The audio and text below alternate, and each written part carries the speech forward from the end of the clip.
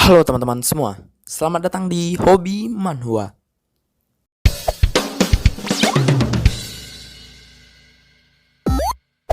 Kali ini saya akan melanjutkan alur cerita dari manhwa yang berjudul Prajurit Pamungkas part ketiga. Sebelum itu jangan lupa like dan subscribe-nya. Dan buat yang mau traktir Mimin Cendol bisa cek link yang ada di deskripsi. Di part kedua, Rogi beserta timnya diberikan misi pertama mereka di kampus Luogi, yaitu untuk memusnahkan grup 3A.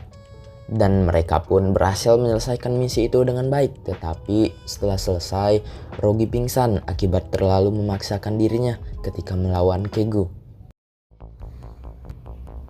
Oke teman-teman, sebelum kita lanjut ke konten, saya mau kasih info ke kalian nih soal webgame yang namanya IDKS. Udah pada tahu belum?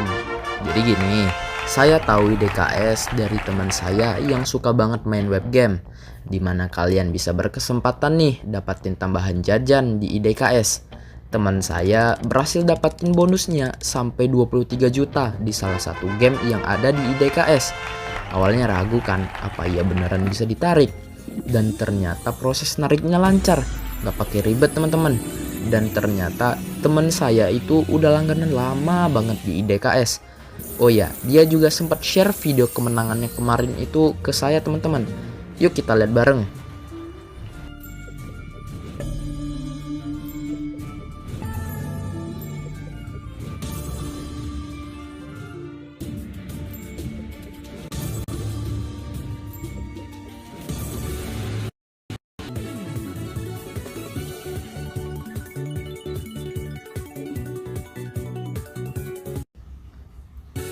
Wah, lumayan banget ya bisa dapat sampai segitu. Bisa ditarik dengan lancar pula.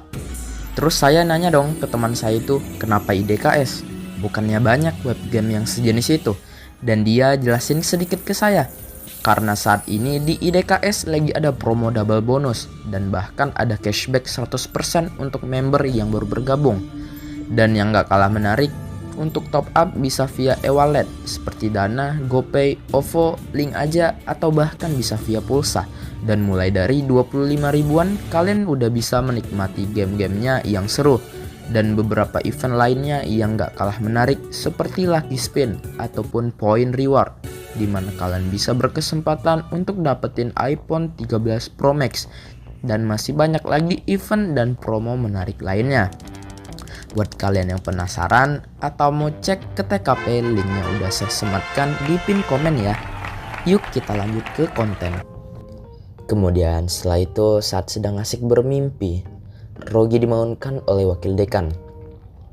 Dia datang ingin melihat Rogi yang tidak kehilangan kesadaran ketika menggunakan kekuatan tersembunyinya. Lalu wakil dekan memberikan Rogi semacam segel untuk bisa menghambat kekuatan itu sehingga Rogi bisa tetap sadar. Lalu saat menerima segel itu, Rogi menjerit kesakitan dan wakil dekan berkata, "Rogi, kau ditakdirkan untuk menderita." Kemudian di sisi lain, saat ini Moon Byung dan Zaiwang sedang berada di sebuah lapangan. Moon Byung ingin menepati janjinya ke Zaiwang untuk membuat Zaiwang menjadi kuat dengan lebih cepat. Moon Byung memberikan Zaiwang senjata spirit yang sebenarnya hanya bisa digunakan oleh War Spirit lanjutan. Kecuali Moon Byung membunuh 100 orang lebih, kemudian mengekstraknya menjadi Soul Stone. Dan benar aja, Moon Byung ternyata telah membunuh lebih dari 100 orang dan membuat Soul Stone. Dan Soul Stone ini bisa memadatkan War Spirit Zaiwang. Kemudian Moon Byung pun memasangkan Soul Stone ke badan Zaiwang. Oke, setelah itu semua, wakil dekan, direktur kampus Luogi, Rogi, Moon Byung, Zaiwang, Xiao Buo, dan dua orang ini, rambut putih bernama Shenki dan rambut coklat bernama Xin Wulang. Mereka semua berkumpul. Kemudian wakil dekan berkata, "Oke, kalian semua akan mengambil bagian dalam kompetisi antar kampus di negara Li. Kampus Luogi diundang dalam kompetisi ini dan masing-masing kampus akan mengirim 4 orang perwakilannya. Jumlah kampus yang mengikuti kompetisi ini berjumlah 200. Jadi jangan remehkan lawanmu." Kemudian wakil dekan mengenalkan orang yang akan mengikuti kompetisi ini, yaitu Rogi, Zaiwang, Shenki, dan Shin Wulang. Lalu orang yang akan memimpin mereka adalah direktur kampus Luogi yang bernama De Gulala. Dan wakil dekan akan menjadi juri di kompetisi itu. Setelah itu mereka pun pergi. Setelah mereka sampai di arenanya, mereka terkejut karena arenanya besar sekali. Dan ketika mereka akan masuk, saat orang-orang tahu kalau mereka dari kampus Luogi, orang-orang terkejut. Ya, reputasi kampus Luogi sangat buruk. Kemudian mereka pun masuk, dan saat berada di dalam, ada tim dari kampus Zhenhuang yang isinya adalah anak dari klan nomor 1 di negara Li, yaitu Sangong Luoya.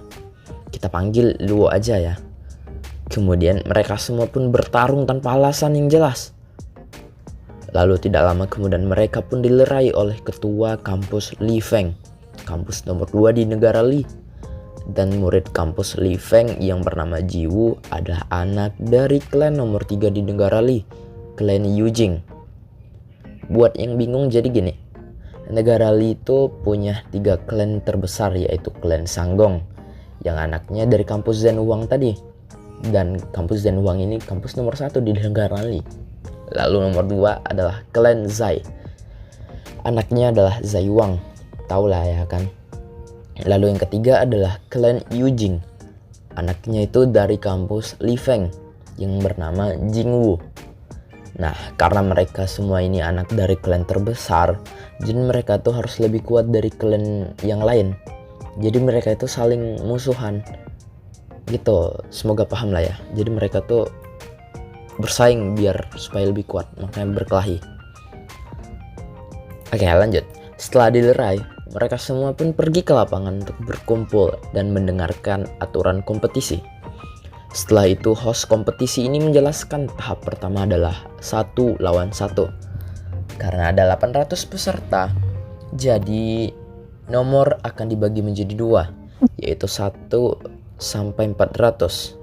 Dan yang dapat nomor sama akan menjadi lawan. Kemudian nomor pun keluar. Rogi mendapatkan nomor 30 dan lawannya adalah Liang Tai dari kampus Xijiao. Zai Wang nomor 333, Shenki nomor 67, Shin Wulang nomor 245. Mereka semua pun pergi ke aula masing-masing. Nomor untuk aulanya bisa kalian lihat di layar ya kalau kalian mau. Lalu sebelum akan bertarung, peserta diberikan cincin untuk dipakai dan untuk memeriksa kekuatan spiritualnya. Dan karena segel wakil dekan, Rogi mendapatkan kekuatan spiritual berjumlah 469 dan lawan Rogi mendapatkan kekuatan spiritual 586, dimana berarti kekuatan lawannya itu lebih kuat dan lawannya juga meremehkan Rogi. Dan pembagian nilai spiritual ini bisa kalian lihat di layar juga.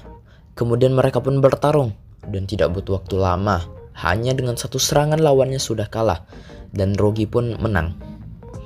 Kemudian di sisi lain, Zai Wang juga menang dari lawannya dengan sangat mudah. Begitupun Shenki dan Xi Wulang. Kemudian setelah itu, mereka semua berkumpul lagi untuk melihat nomor pada pertandingan kedua. Rogi mendapatkan nomor 131 dan melawan kampus Sujian, kampus nomor 3 di negara Li. Lalu Shin Wulang nomor 58 melawan kampus Li Feng. Shenki nomor 79 melawan kampus Zhenhuang. Dan Zai Wang mendapatkan nomor 13 melawan kampus biasa. Karena Zai Wang nomor 13, jadi dia segera pergi untuk bersiap-siap. Sedangkan yang lainnya pergi untuk melihat anak klan nomor 1 bertanding dan anak klan terbesar lainnya bertanding. Lalu tidak lama kemudian giliran Shin Wulang datang. Dia pun segera ke arena dan bertarung dengan murid kampus Li Feng. Murid Li Feng menyerang Wulang dengan war spirit seperti lumpur sehingga membuat Wulang tidak bisa bergerak. Dan Shin Wulang terendam lumpur. Karena merasa Wulang tidak akan bisa bergerak dan udah kalah, murid Li Feng itu menyuruh wasit untuk mengumumkan pemenangnya. Namun tiba-tiba Wulang lepas dari lumpur itu dan mengeluarkan war spiritnya, yaitu harimau. Murid Li Feng itu pun terkejut karena hanya Shin Wulang lah yang lepas dari lumpurnya. Lalu Shin Wulang membalasnya, dan murid Li Feng itu tidak bisa menghindar dari serangan Shin Wulang, dan dia pun kalah. Shin Wulang pun menang lagi di babak kedua ini. Kemudian setelah itu giliran Shen Qi melawan murid Zhen Huang. Pertandingan pun dimulai dan murid Zhen Huang langsung menyerang Shen Qi menggunakan cat pilok dan membuat Shen Qi kesusahan untuk melihat. Kemudian Shen Qi mengeluarkan senjatanya yaitu nunchaku dan mengeluarkan war spirit monyetnya. Melihat Shen Qi yang mengeluarkan war spirit, lawannya pun mengeluarkan war spirit cat piloknya dan menyerang Shen Qi dengan cat piloknya. Dan pada saat Shen Qi terjebak di dalam asap cat pilok itu, tiba-tiba dia keluar dan langsung menyerang murid Zhen Huang itu dengan nunchakunya. Dan Shen Qi menang lagi di babak kedua. Kemudian setelah itu yang lainnya juga berhasil mengalahkan lawannya dan memenangkan babak kedua. Lalu pada saat malam hari, saat Shin Wulang sedang dalam perjalanan pulang setelah membeli makanan ringan, dia tiba-tiba diserang oleh orang yang sangat kuat.